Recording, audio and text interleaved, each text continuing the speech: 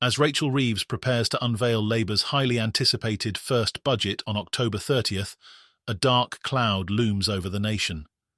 Businesses, families and investors are bracing for what many are calling the biggest tax raid in British history, with Reeves scrambling to plug a £40 billion hole in the country's public finances.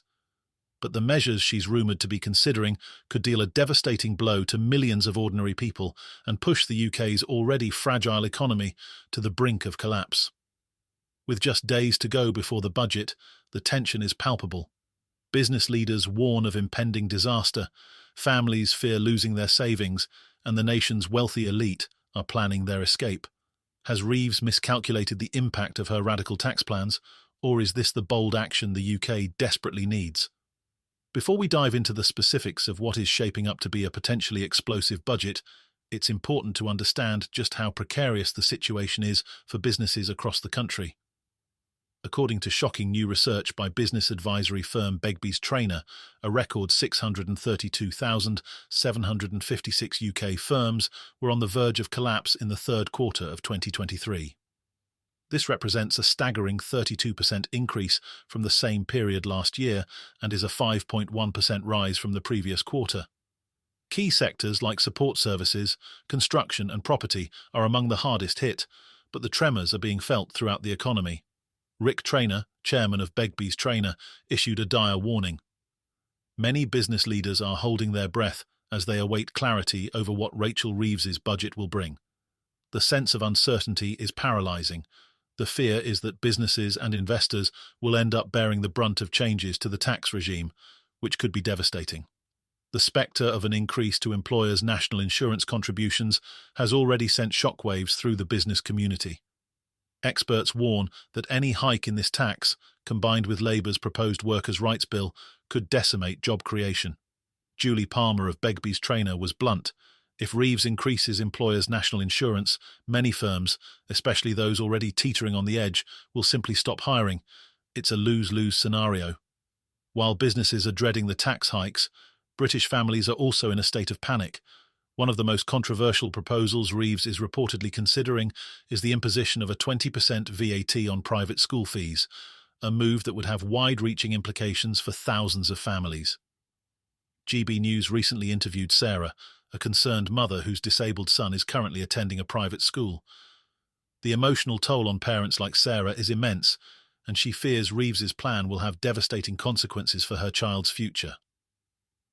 If Reeves slaps 20% VA on private school fees, it will crucify my son, Sarah explained. He has special educational needs and is thriving in an environment that supports him. If I have to pull him out because I can't afford the fees, it will destroy his education.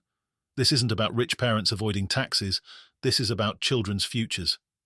Sarah's story is just one of many, from parents who fear being forced to make impossible choices if the VAT proposal goes ahead. I chose to spend my money on privately educating my son because I want what's best for him, Sarah continued. Why should I be condemned for that? But it's not just parents who are worried. Reeves's rumoured overhaul of inheritance tax, IHT, could hit thousands of middle-class families who have worked hard to build a future for their children. With the average UK house price now standing at £293,000, many ordinary families are being dragged into the inheritance tax net, especially if Reeves lowers the threshold or raises the tax rate, as she is reportedly considering. Currently, inheritance tax is charged at 40% on estates worth more than £325,000, and it raises around £7 billion annually for the Treasury. Critics warn that any changes to the tax could be disastrous for families who have saved all their lives, only to see a huge chunk of their wealth siphoned off by the government when they die.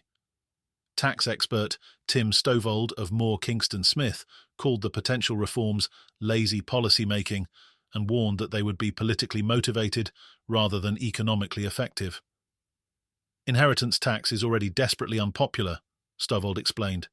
Hiking the rate or lowering the threshold will hit ordinary families who've worked hard to save and provide for their children's future.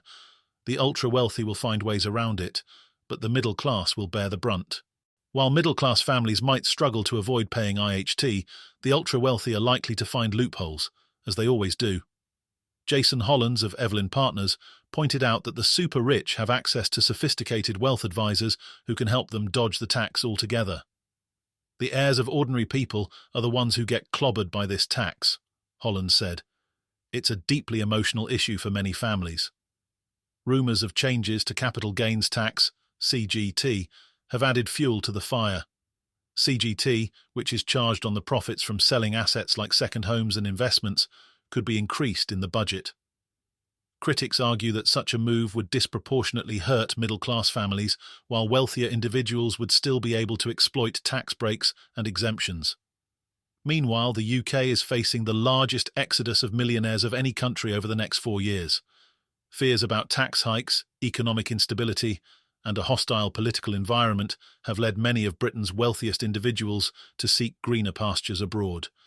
According to one report, 30% of millionaires are planning to leave the UK within the next 4 years. Britain is losing its competitive edge, said a business leader who spoke to GB News.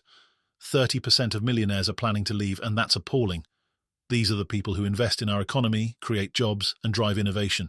If Reeves pushes them out, she'll be driving away the very people who can help the country recover. For businesses, the pressure is mounting.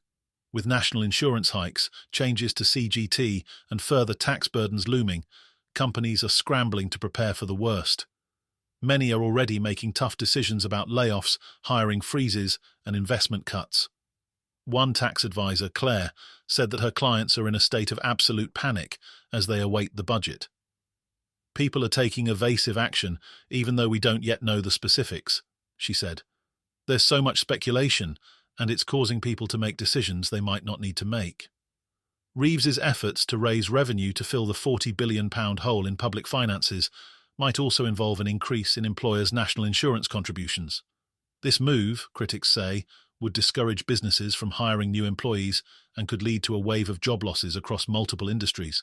With such uncertainty, small businesses, many of which are already on the verge of collapse, are especially vulnerable. One business owner told GB News, "We're holding on by a thread. If Reeves goes ahead with these tax increases, we won't survive." The public's reaction to Reeves's budget proposals has been nothing short of panic. GB News viewers have expressed their fears, with many accusing Labour of crucifying hard-working families and businesses. One viewer, Sam, warned, "Increasing taxes has never been a good policy.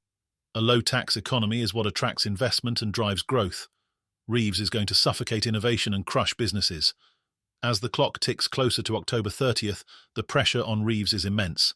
She faces the monumental task of balancing Labour's ambitious promises with the need to repair the country's battered finances. But the risks are clear. If she overreaches, she could trigger an economic crisis that will take years to recover from. The nation holds its breath as Reeves prepares to reveal her vision for the future. Will her budget save the UK from financial ruin, or will it push families and businesses to the brink? One thing is certain: the fallout from this budget will be felt for years to come.